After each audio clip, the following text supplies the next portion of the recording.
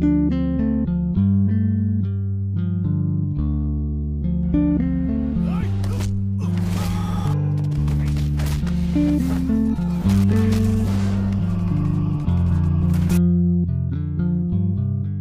lagi bareng gue Rizal. Kali ini cerita film akan menceritakan alur film berjudul Besma Parvan. Mikhail adalah anak dari keluarga besar Farke dan Anama. Farke dan Anama mempunyai 5 orang anak, salah satunya Michael. Salah satu anak bernama Paili tewas dibunuh oleh Davan. Dan saat Farke meninggal, maka Michael lah yang menjadi kepala keluarganya. Lalu bagaimanakah cerita kelengkapan keluarga geng mafia ini? Dan inilah Michael, si kepala keluarga yang akan berlaku adil untuk keluarga di tengah perpecahannya. Dan cerita Michael pun dimulai.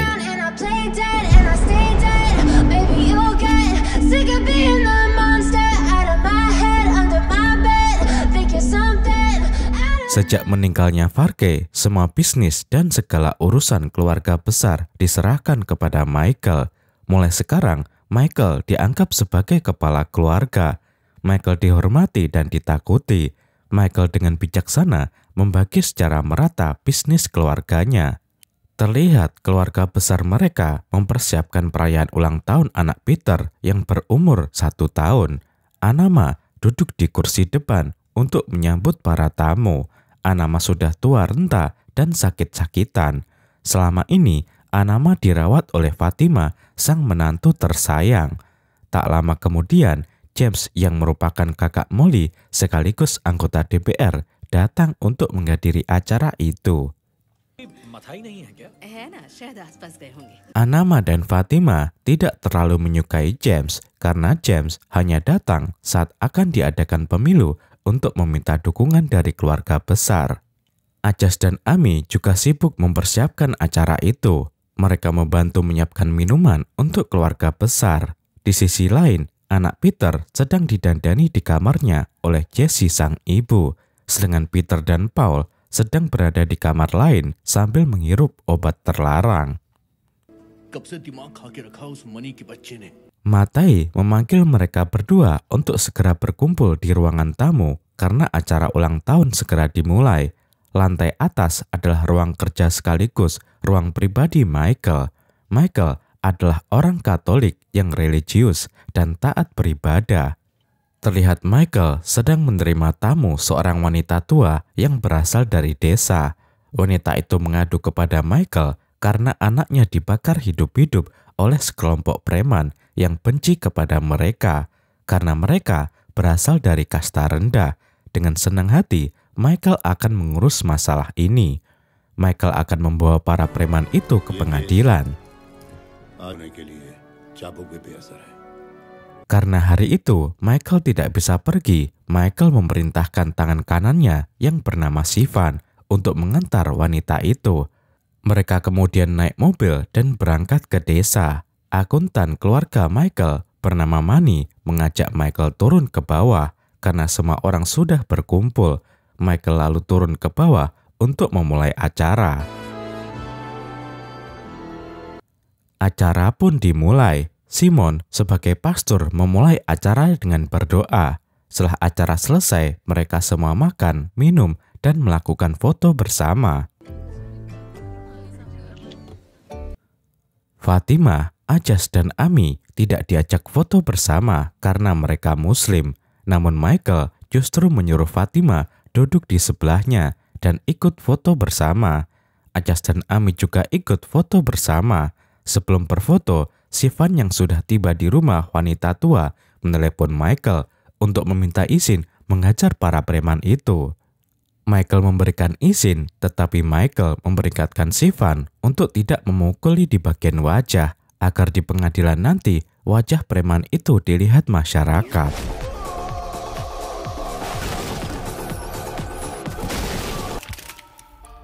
Setelah acara selesai, keluarga Michael melakukan aktivitas mereka masing-masing. Seperti biasa, Ami menjaga SPBU milik keluarga besar.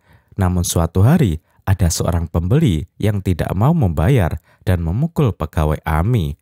Tanpa basa-basi, Ami menghampiri pembeli itu dan memukulnya dengan helm hingga pingsan. Setibanya di rumah, Ami makan bersama keluarga. Fatima menegur Ami dengan keras karena memukul seseorang. Ajas memberitahu Ami bahwa Michael memanggilnya karena tragedi pemukulan itu. Ami terlihat gugup karena dimarahi Michael.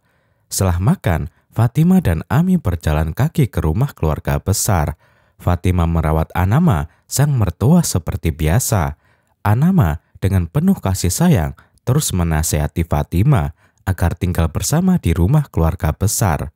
Namun Fatima tidak nyaman dengan sikap saudara-saudara iparnya yang membenci dirinya karena beragama Islam. Ami lalu naik ke atas menemui Michael. Ami terlihat gugup karena takut dimarahi Michael. Tapi ternyata Michael justru memuji tindakan heroik yang dilakukan Ami. Michael mengatakan, "Ami, apa rencana bisnismu selanjutnya?" Ami mengatakan ia ingin membuat kafe bersama teman-temannya. Ami sedang berusaha mencari tempat yang disewakan untuk membuat kafe. Michael melarang Ami mencari tempat sewa. Michael menyuruh Ami menggunakan rumah kosong milik keluarga besar di dekat pelabuhan. Karena rumah itu sudah lama tak ditinggali, Ami dengan senang hati menerimanya. Ami kemudian turun ke bawah dan berjalan pulang. Simon dan Matai yang sedang minum kopi menatap Ami dengan penuh rasa benci. Tak lama kemudian, Michael turun ke bawah untuk membaca koran. Matai dan Simon mengatakan, "Michael, kita jangan terlalu dekat dengan mereka karena mereka adalah Muslim." Michael marah dan menjawab, "Ayah dan ibu merestui pernikahan Bailey dan Fatima. Fatima juga merawat ibu dengan baik, tidak seperti kalian yang hanya minum kopi." Ali yang menemaniku di penjara untuk membalaskan kematian Bailey. Meskipun Muslim, sampai kapanpun mereka tetap menjadi bagian dari keluarga kita. Terlihat Simon sangat membenci Michael, sedangkan Matai tetap menghormati Michael. Mereka lalu makan bersama di ruangan makan. Peter juga ikut makan bersama. Peter membentak Jesse di meja makan. Michael marah karena Peter tidak menghargai wanita. Molly, Peter, dan Paul tidak suka dengan Michael yang sok bijaksana. Malam hari, Susan menelepon Michael karena Martin suaminya telah diculik. Martin kedapatan berselingkuh dengan istri tentara. Michael, Sivan, dan beberapa keponakannya langsung berangkat untuk menjemput Martin. Setibanya di sana, Michael bertemu dengan anak buah tentara.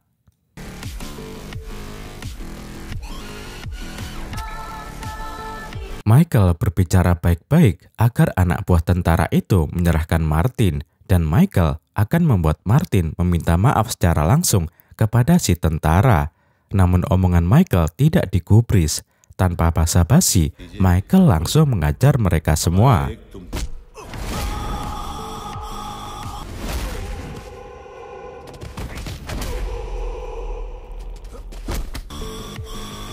Setelah itu, Michael dan keponakannya membawa Martin pulang. Tak lama kemudian, mereka tiba di rumah Martin. Sebelum turun dari mobil, Michael mengatakan, "Martin, jika kau menyakiti perasaan adikku lagi, aku akan mengantarmu mendekat kepada Tuhan." Martin lalu turun dari mobil dan masuk ke rumah. Martin bertengkar hebat dengan Susan. Dua anak mereka bernama Rachel dan Abel hanya termenung di dalam kamar. Besok pagi, Paul membawa kekasihnya ke rumah kosong milik keluarga besar di dekat pelabuhan. Di sana, Paul berencana enjos-enjos dengan kekasihnya itu. Namun tak lama kemudian, Amil, Rachel, Abel, dan teman-temannya mendatangi rumah kosong itu untuk membuat konsep kafe yang akan mereka jalankan. Paul melarang Ami membuat kafe dan mengusir Ami. Mereka berdua terlibat adu mulut. Paul memberitahu Peter bahwa Ami telah merebut rumah kosong milik keluarga besar di pelabuhan. Mendengar hal itu, Peter emosi dan langsung pulang ke rumah. Matai, Peter, dan Paul berbicara kepada Michael tentang hal ini. Matai menasihati Michael agar memberikan kendali rumah kosong itu kepada Peter dan Paul. Michael mengatakan, "Matai, dua anakmu ini sumber masalah. Bisnis perikanan keluarga kita selalu merugi puluhan juta setiap bulan, dua anakmu ini tidak secerdas Ajas dan Ami. Dahulu, Ajas hanya mempunyai satu supermarket. Sekarang, Ajas memiliki 5 supermarket. Sedangkan Ami sukses menjalankan SPBU milik keluarga besar. Sekarang pendapatan keluarga besar kita berasal dari Ajas dan Ami. Karena Ami ingin membuat kafe, aku serahkan rumah kosong itu kepada Ami. Mulai sekarang, dua anakmu ini sebaiknya berhenti berbisnis. Manny yang duduk di sebelah Michael membenarkan omongan Michael bahwa bisnis perikanan milik keluarga besar yang dijalankan Peter dan Paul terus merugi. Matai menghormati keputusan Michael, namun Peter dan Paul semakin membenci Michael, tetapi mereka tidak berani melawan Michael. Peter mengatakan kepada Matai, "Ayah, kenapa kau diam saja dan tidak berani melawan Michael, padahal Michael kan hanya adikmu?" Matai menjawab, "Anakku, kau tidak tahu perjuangan Michael untuk keluarga kita. Dahulu, saat Piley dibunuh Davan masuk penjara. Michael berhenti dari kuliah hukum dan mengajak Ali masuk ke penjara. Mereka berdua langsung memburu Davan di penjara. Pasca meninggalnya kakekmu, Michael berjuang keras mempertahankan martabat dan bisnis keluarga kita." Mendengar cerita Matai, Peter dan Paul semakin ketakutan kepada Michael. Besok pagi, Michael bersantai di ruangan kerja. Tak lama kemudian, James datang menemui Michael. James mencoba melobi Michael agar mendukungnya di pemilu yang akan datang. Namun Michael dengan tegas menolak. Karena selama James menjadi anggota DPR, James tidak membawa perubahan bagi masyarakat sekitar. James merasa terhina dan keluar dari ruangan. James sangat membenci Michael. James lalu duduk bersama Peter dan Paul. Peter dan Paul juga menyatakan kebenciannya terhadap Michael. Melihat konflik internal keluarga Michael, James merencanakan sesuatu. James menemui Simon dan membicarakan ide untuk menghancurkan kekuasaan Michael. Simon mendukung penuh ide James. James mengatakan ia akan memanggil Rajan datang ke sini. Rajan adalah putra Davan yang dahulu dibunuh Michael. Sekarang Rajan menjadi mafia di kota Mumbai. James yakin Rajan juga ingin melakukan balas dendam kepada Michael. Tak lama kemudian, Rajan datang dari kota Mumbai dan menemui kakek neneknya.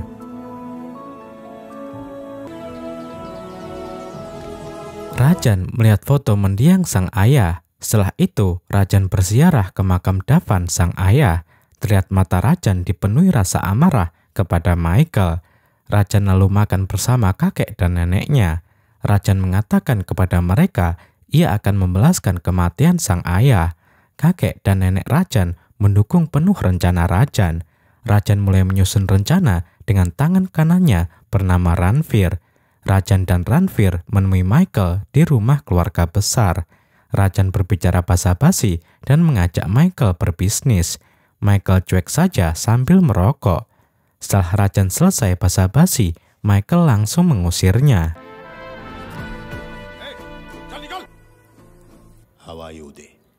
Peter dan Paul tidak suka dengan sikap Michael. Ami sedang berkencan dengan kekasih tercintanya yang tidak lain adalah Rachel. Mereka berdua saling mencintai. Ajas baru tahu ternyata Ami dan Rachel berpacaran. Mengetahui hal ini, Ajas berniat memanggil Rachel. Keesokan harinya, Ajas kerja seperti biasa. Terlihat Ajas sedang melakukan sholat dengan khusyuk di ruangan kerjanya. Setelah sholat, Ajas mengobrol dengan Rachel. Rachel mengatakan bahwa ia dan Ami saling mencintai dan berniat untuk menikah. Melihat cinta Rachel dan Ami, Ajas merestui hubungan mereka. Namun Ajas mengkhawatirkan Martin yang pasti menolak hubungan Rachel dan Ami. Setelah itu, Rachel kembali pulang. Martin marah besar dan melarang Rachel menemui Ami lagi. Akhirnya, Michael mengajak seluruh keluarga besarnya duduk bersama untuk membicarakan hal ini. Sebagai seorang ibu, Fatima dan Susan menyetujui hubungan Rachel dan Ami. Sedangkan Martin tidak setuju karena Martin tidak suka dengan Ami yang dekat dengan Michael.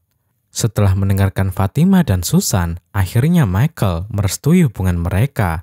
Martin, Peter, dan Paul marah lalu keluar dari ruangan. Martin, Peter, Paul, Simon, dan James berkumpul dan membicarakan masalah ini.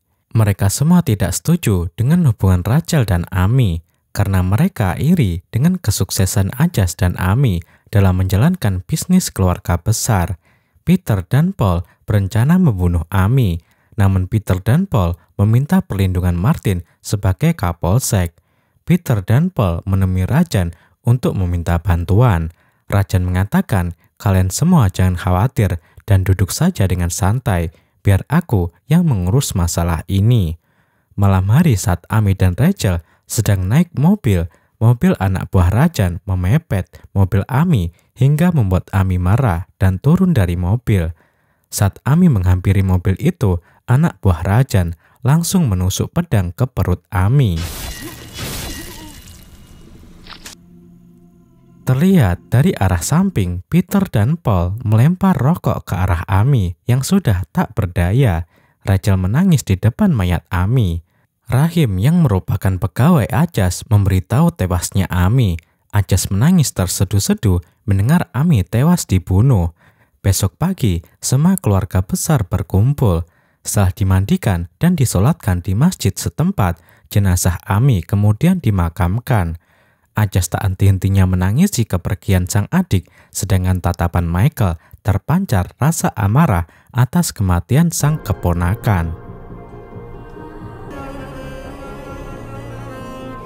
Fatima dan Ajas membereskan barang-barang Amy di kamarnya. Mereka berdua terus menangisi kepergian Amy. Rachel, Abel, dan Susan tahu bahwa Martin pasti mempunyai andil dalam pembunuhan ini. Karena muak, mereka bertiga pergi meninggalkan Martin dan tinggal di apartemen.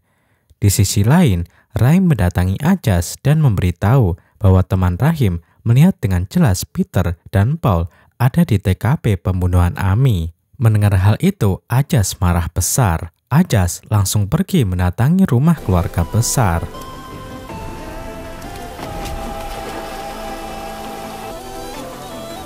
Ajas berjalan dengan gagah berani dan langsung mengajar Peter dan Paul.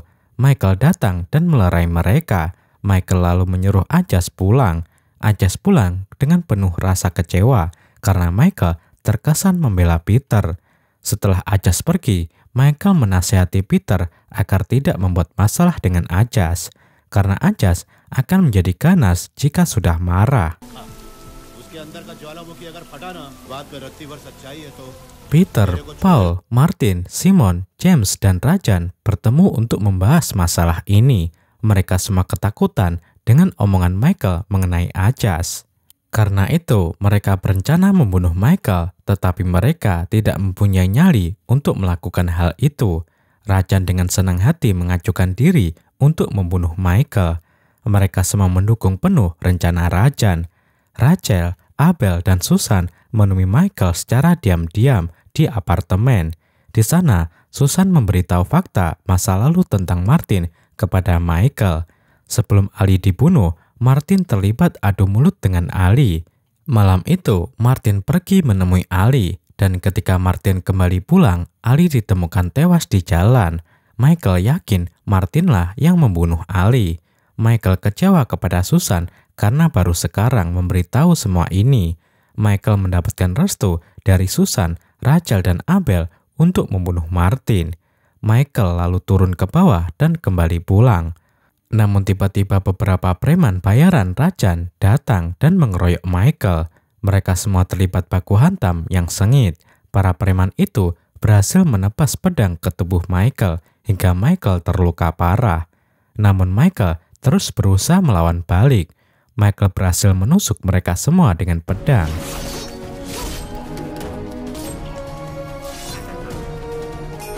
Dari tragedi itu, Sevan tewas di tempat. Michael merasa sedih karena selama ini Sivanlah yang melindungi Michael. Michael yang terluka parah dilarikan ke rumah sakit. Fatima, Ajas, Susan, Rachel, Abel, dan Mani menjaga Michael di rumah sakit. Semua orang cemas menunggu hasil pemeriksaan dokter. Ajas mengambil wudhu dan melakukan sholat sunnah. Setelah itu, Ajas berdoa kepada Allah untuk kesembuhan Michael. Setelah 3 hari dirawat secara intensif di rumah sakit, Michael dinyatakan selamat. Namun Michael harus beristirahat dulu di rumah sakit. Mendengar hal ini, Martin dan kawan-kawan merasa ketakutan dengan Michael. Rajan menenangkan mereka semua dan berjanji akan memastikan kematian Michael. Michael yang masih terbaring lemah memanggil Ajas dan Manny. Michael menyuruh Ajas untuk memanggil beberapa pemuda loyalis Michael. Terlihat belasan preman bayaran Rajan dari kota Mumbai berdiri di depan pintu apartemen Susan. Saat mereka membuka pintu apartemen, ternyata di dalam terdapat puluhan pemuda loyalis Michael yang siap melindungi Susan. Melihat hal itu, puluhan preman bayaran Rajan membubarkan diri. Di saat yang bersamaan, Michael menelepon Susan dan mengatakan, "Susan, kau jangan pernah takut kepada Martin, karena aku akan selalu melindungimu. Dan sekarang, kepemimpinan keluarga aku serahkan kepada Ajas." Ajas patuh pada perintah Michael dan langsung melakukan aksinya. Ajas mengambil truk di gudang dan menunggu Martin di jalan sepi. Saat Martin muncul, Ajas langsung menabrakkan truknya ke mobil Martin. Setelah itu, Ajas kembali ke rumah sakit. Michael memberikan file-file rahasia penting kepada Ajas dan Manny tentang James dan Simon. Ajas dan Manny langsung pergi dan menunjukkan berkas-berkas penting itu kepada James. James marah dan memaki Ajas. Ajas lalu keluar dari ruangan James. Di saat yang bersamaan, KPK datang dan menangkap James atas kasus korupsi. Setelah itu, Ajas menemui korban pelecehan seksual yang pernah dilakukan Simon. Ajas mengatakan kepada mereka agar tidak takut kepada Simon. Michael berjanji akan menuntut Simon di pengadilan. Tak lama kemudian, Simon ditangkap atas kasus pelecehan seksual. Ajas dan Manny lalu kembali ke rumah sakit. Michael memerintahkan Manny untuk menghabisi Peter. Ajas langsung pergi mencari Peter. Ternyata Peter bersembunyi di sebuah bengkel tua bersama Paul. Ajas yang terbakar emosinya langsung mengajar Peter dan Paul hingga babak belur. Mereka bertiga terlihat baku hantam yang sangat sengit. Ajas yang berada di bawah mobil melepaskan besi pengait yang menyebabkan mobil itu menabrak Peter. Setelah itu, Michael menelepon Paul dan mengatakan, "Paul, aku memaafkan kesalahanmu. Aku sengaja membiarkanmu hidup. Sekarang kau bawa ayah dan ibumu pergi ke kota lain. Jalankan bisnis keluarga di sana dan jangan pernah kembali." Paul hanya terdiam membisu. Besok pagi, Michael berjalan pincang didampingi Ajas dan Manny menemui Rajan. Terlihat Ranveer dan anak buahnya berdiri di belakang Rajan. Tak lama kemudian, Michael datang menghampiri. Michael mengatakan, "Rajan, aku membunuh ayahmu karena ayahmu membunuh abangku. Dan aku tidak punya urusan denganmu. Aku tidak mau mengotori tanganku lagi." Tiba-tiba Ranveer dan seluruh anak buahnya menodongkan pistol ke arah Rajan. Ternyata Ranveer adalah anak buah Michael. Ranveer adalah anak buah Michael yang menjalankan bisnis keluarga Michael di kota Mumbai. Ranveer dan semua anak buahnya langsung memberondong peluru kepada Rajan. Michael menghampiri kakek dan nenek Rajan untuk mengakhiri konflik keluarga mereka. Michael juga mengatakan ia akan mengurus semua urusan pemakaman Rajan. Setelah itu, Michael dan seluruh keluarga besarnya kembali ke rumah dan hidup bahagia. Mereka semua sedang berkumpul bersama sambil bersenda gurau. Mulai saat ini, segala urusan bisnis dan keluarga besar Michael serahkan kepada Ajas. Terlihat Ajas sedang mendengarkan laporan dari dua pemuda miskin yang kedua orang tuanya dibakar hidup-hidup oleh para preman. Ajas dengan senang hati akan membantu mereka. Dan film pun berakhir.